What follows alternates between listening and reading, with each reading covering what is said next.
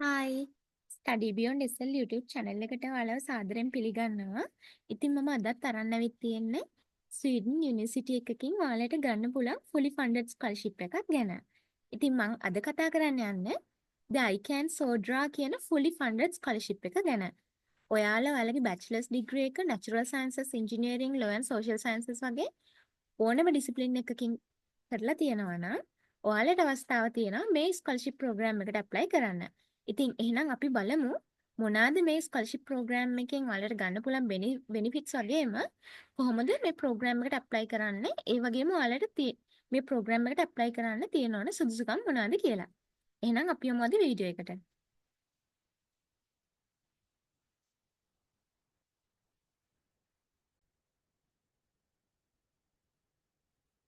මේ ප්‍රෝග්‍රෑම් එක මේ ස්කෝලර්ෂිප් ප්‍රෝග්‍රෑම් එක ඔෆර් කරන්නේ ලිනේස් යුනිවර්සිටි එකෙන් ඔෆර් කරන ප්‍රෝග්‍රෑම්ස් වලට. ඒත් එක්කම කියන්න ඕන අවුරුදු දෙකක මාස්ටර්ස් ප්‍රෝග්‍රෑම් දෙකකට තමයි මේ ප්‍රෝග්‍රෑම් එක මේ ස්කෝලර්ෂිප් ප්‍රෝග්‍රෑම් එක අදාළ වෙන්නේ. ඉතින් මම කලින් කිව්වා වගේම ඔයාගේ බැචලර්ස් ඩිග්‍රී එක මේ වෙද්දි කම්ප්ලීට් කරලා ඉවර නම් ඒ කම්ප්ලීට් කරලා තියෙන්නේ natural sciences, engineering, technology එහෙම නැත්නම් social sciences and law කියන ෆීල්ඩ් වලින් නම් ඔයාට අවස්ථාව තියෙනවා මේ ස්කෝලර්ෂිප් ප්‍රෝග්‍රෑම් එකට ඇප්ලයි කරන්න.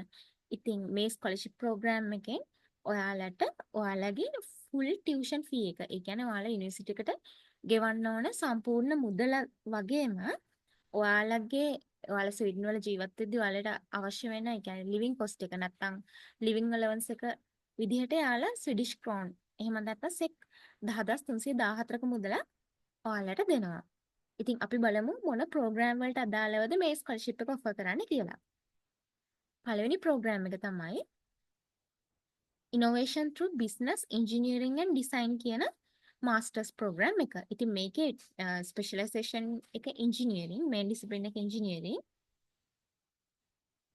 ඒත් එක්කම මේ ප්‍රෝග්‍රෑම් එක 2025 ඕටම් එකට. ඒ කියන්නේ 2025 සැප්තැම්බර් 1 වෙනිදා පටන් ගන්න සෙමෙස්ටර් එකට අදාළ ප්‍රෝග්‍රෑම් එකකට තමයි ඔෆර් කරන්න. ඉතින් මේ වෙනකොට ස්වීඩන් වලට ඇප්ලයි කරන්න ඇප්ලිකේෂන් පීරියඩ් එක මේන් ඇප්ලිකේෂන් පීරියඩ් එක පටන් අරන් තියෙන්නේ. ඉතින් ඔයා මේ ප්‍රෝග්‍රෑම් මේ යුනිවර්සිටි එකට ඇප්ලයි කරන්න බලාපොරොත්තු වෙනවා නම් මේ ප්‍රෝග්‍රෑම් එකට ඔයාලට අවස්ථාව තියෙනවා මේ ස්කෝලර්ෂිප් එකට ඇප්ලයි කරන්න. ඉතින් මේ ස්කෝලර්ෂිප් එකට ඇප්ලයි කරන්න ඩෙඩ්ලයින් එක විදිහට තියෙන්නේ ජනවාරි 15. ඒ කියන්නේ 2025 අවුරුද්දේ ජනවාරි 15 වෙනිදා තමයි අවසාන දිනේ මේ ප්‍රෝග්‍රෑම් එකට ඇප්ලයි කරන්න දීලා තියෙන්නේ.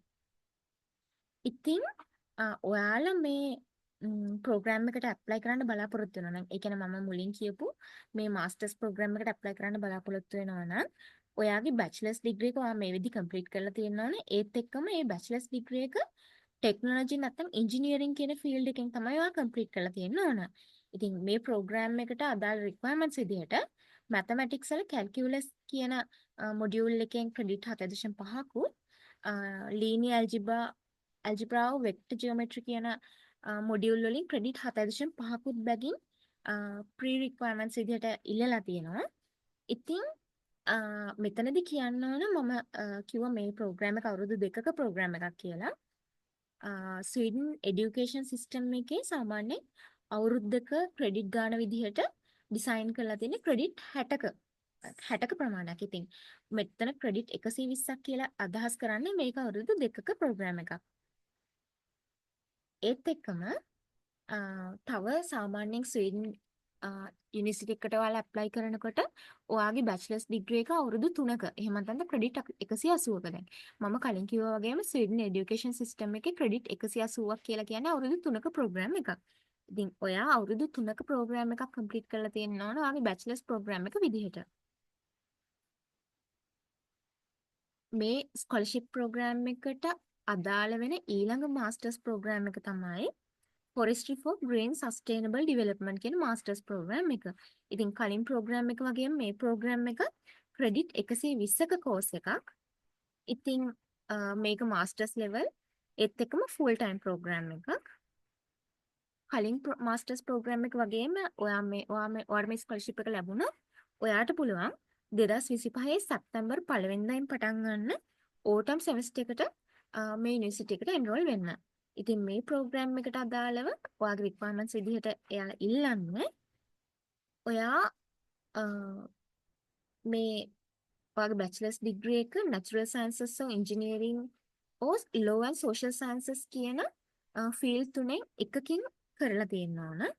ඒත් එක්කම ඔයා අනිවාර්යයෙන්ම අවුරුදු 3ක ඩිග්‍රී එකක් කම්ප්ලීට් කරලා තියෙන්න ඕන. ඒත් එක්කම ඉංග්‍රීසි ලැන්ග්වේජ් රික්වයර්මන්ට් එක විදිහට එයාලා ඉල්ලන්නේ 6ක්. ඒත් එක්කම ඉංග්‍රීසි දැන් සමහර ස්වීඩන් ඉන්ස්ටිටියුට් වලට ඔයාලට ඇඩ්වාන්ස් ලෙවල් ඉංග්‍රීසි රිසල්ට් එකකට ඇප්ලයි කරන්න අවස්ථාවක් තියෙනවා. ඒත් එක්කම මේ ප්‍රෝග්‍රෑම් එකට අදාළව ඒ කියන්නේ අතරම ගොඩක් ස්වීඩන් ඉන්ස්ටිටියුට් වලින් ඔෆර් කරන්නේ සස්ටේනබල් ඩිවෙලොප්මන්ට් නැත්නම් සස්ටේනබිලිටි කියන ෆීල්ඩ් එකට අදාළ ප්‍රෝග්‍රෑම් වලට තමයි ගොඩක් ස්කෝලර්ෂිප්ස් ඔෆර් කරන්නේ. ඉතින් මේකත් ඒ වගේ ප්‍රෝග්‍රෑම් එකක්. ඉතින් ඔයාගේ දැන් මම කිව්වා වගේ ඔයාගේ ඩිග්‍රී එක ඔයා සස්ටේනබිලිටි රිලේටඩ් මොන හරි ඒ වගේ දෙයකින් කරලා තියෙනවා නම් ඒත් ඔයාට අවස්ථාවක් තියෙනවා මේ ප්‍රෝග්‍රෑම් වලට ඇප්ලයි කරලා බලන්න. ඉතින් ඔයාලට මොන හරි තවත් දැනගන්න දෙයක් හරි අපහැදිලි තැනක් හරි තියනවා නම් කමෙන්ට් එකක් දාන්න. මම අනිවාර්යයෙන්ම ඔයාලගේ හැම කමෙන්ට් එකකටම රිප්ලයි කරනවා. ඉතින් මම කලින් මතක් කරා වගේ ඔයාලා තවමත් අපේ YouTube channel එක subscribe කරලා නැත්නම් subscribe කරන්න කියලා ආදරෙන් ඉල්ලනවා. ඉතින් එහෙනම් අපි තවත් වීඩියෝ එකකින් මුණ ගැහෙමු.